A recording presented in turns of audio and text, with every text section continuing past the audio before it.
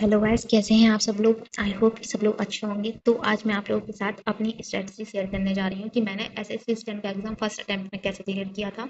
और इसमें मैं एसएससी स्टेनो 2026 के स्टूडेंट्स के लिए कुछ टिप्स भी दूंगी।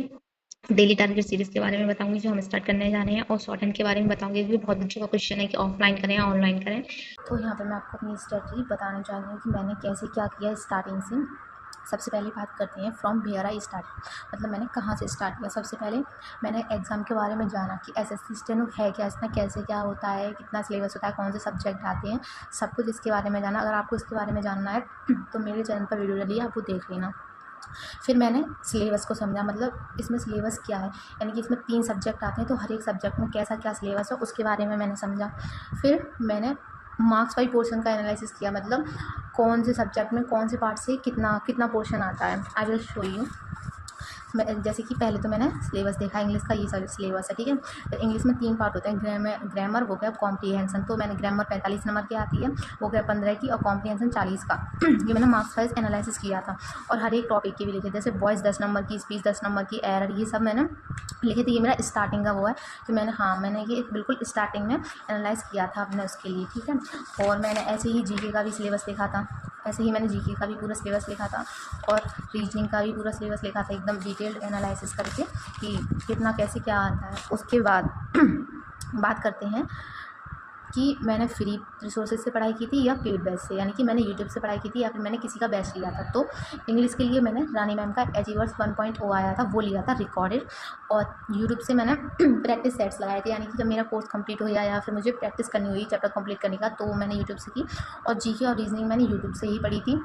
इसके लिए मैं आपको फ्री रिसोर्सेज बता दूँगी, अगर आप चाहें तो मैं एक वीडियो बना दूँगी इस पर, ठीक है।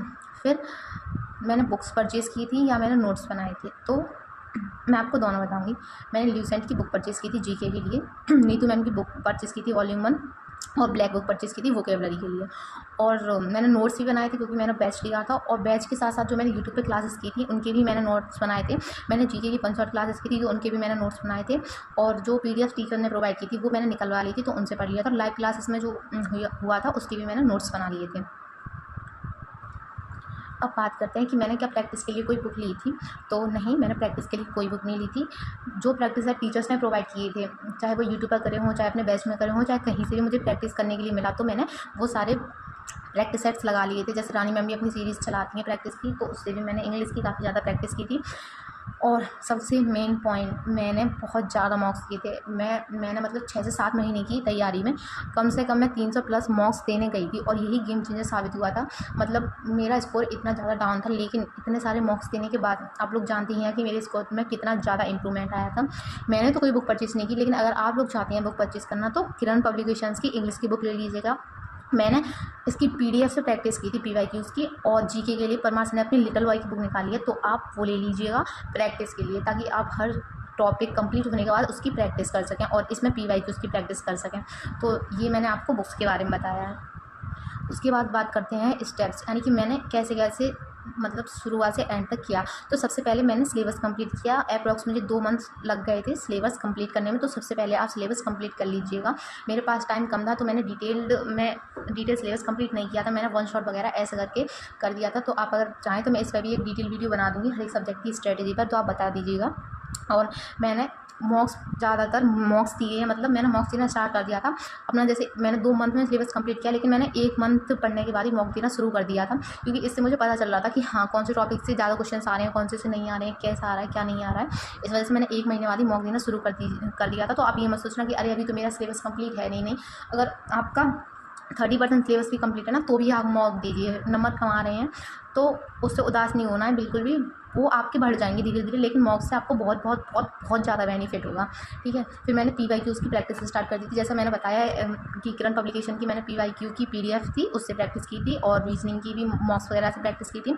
और रिवीजन कंसिस्टेंटली करते रहिएगा। जहाँ पर आप रिवीजन छोड़ेंगे वहीं सब काम खत्म हो जाएगा। जितना रिवीजन करेंगे, जितना करेंगे उतना आपके लिए अच्छा होगा, ठीक है। फिर मेरे लिए मेजर गेम चेंजर और मेजर इम्पैक्ट किसका था मेरे मार्क्स का, वो था मॉक्स का। जैसा कि मैंने आपको आपको बताया, मैंने बहुत बहुत बहुत सारे मॉक्स दिए हैं, उनका अच्छे से एनालाइज़ किया है। पहले तो मैंने मॉक डायरी नहीं बनाई थी, लेकिन आप लोग चाहें तो अपनी मॉक डायरी बना सकते हैं 2 से 3 महीने मॉक देने के बाद, क्योंकि इतने में आपको आइडिया हो जाता है बेसिकली कि हाँ, मॉक में क्या कैसे सब आता है। तो आप एक मॉक डायरी बना लीजिएगा, उसमें अपनी मिस्टेक लिखिएगा, तो इससे आपको बहुत फ़ायदा होगा। और मॉक में अगर मार्क्स कम आए तो इससे अपसेट नहीं होना है बिल्कुल भी, वो अपने आप भर जाएंगे। शॉर्ट हैंड के लिए मैंने ऑफलाइन कोचिंग ज्वाइन की थी, मैं आपको भी सजेस्ट करूँगी कि आप ऑफलाइन कोचिंग ज्वाइन करें, और घर पे प्रैक्टिस डिक्टेशन करी थी और टाइपिंग भी करी थी। और सबसे मेन आपको पॉजिटिव रहना है, बिल्कुल भी नेगेटिव नहीं होना है कि क्या कैसे क्या होगा, सब हो जाएगा। और आपको कंप्लीट डिटेल स्टडी चाहिए हर सब्जेक्ट की, तो चैनल को सब्सक्राइब करना। तो अब बात करते हैं 2026 के स्टूडेंट्स के बारे में। तो बच्चों को सबसे ज़्यादा दिक्कत ये होती है कि हम कैसे क्या कहाँ से स्टार्ट करें, कहाँ से पढ़ेंगे या कहाँ से नहीं पढ़ें। तो जहाँ से मैंने पढ़ा है वो स्ट्रेटजी मैं आप लोगों को बताने जा रही हूँ, और डेली टारगेट सीरीज के रूप में बताने जा रही हूँ कि मतलब डेली डेली हमें कितना क्या कैसे करना है, कहाँ से करना है, सब कुछ मैं आपको बताऊँगी। तो हमारे डेली टारगेट सीरीज में जुड़ने के लिए आप हमारे चैनल को सब्सक्राइब कर लेना, और मैंने जो रिसोर्स बताए हैं डेली टारगेट सीरीज शुरू करने से पहले उन्हें जरूर परचेज कर लेना। और हमारी ये सीरीज 15 सितंबर से शुरू होने वाली है, तो आप इसके रेडी रहिएगा। तो ये थी 2026 और 2025 के बच्चों के बारे में। और मैं शॉर्ट हैंड के बारे में बता दूँ तो कि मतलब आप लोग प्रैक्टिस कीजिए, घर पे जितनी प्रैक्टिस आप लोग कर सकते हैं उतनी प्रैक्टिस कीजिए, क्योंकि 2025 का एग्जाम है जो हिस्ट्री का, वो हो जाएगा कुछ महीनों में। तो जितनी प्रैक्टिस कर सकते हैं उतनी ही प्रैक्टिस कीजिए। और कोचिंग के बारे में बात रही कि अब जो बच्चे कोचिंग करना चाहते हैं, तो अगर आप लोगों को दिक्कत है, आप ऑनलाइन कोचिंग ज्वाइन करना चाहते हैं तो कर लीजिए, वरना हो सके तो ऑफलाइन कोचिंग ही ज्वाइन करिएगा, क्योंकि उससे आपको ज़्यादा बेनिफिट मिलेगा। तो ये थी बात। Thank you for watching. Bye bye.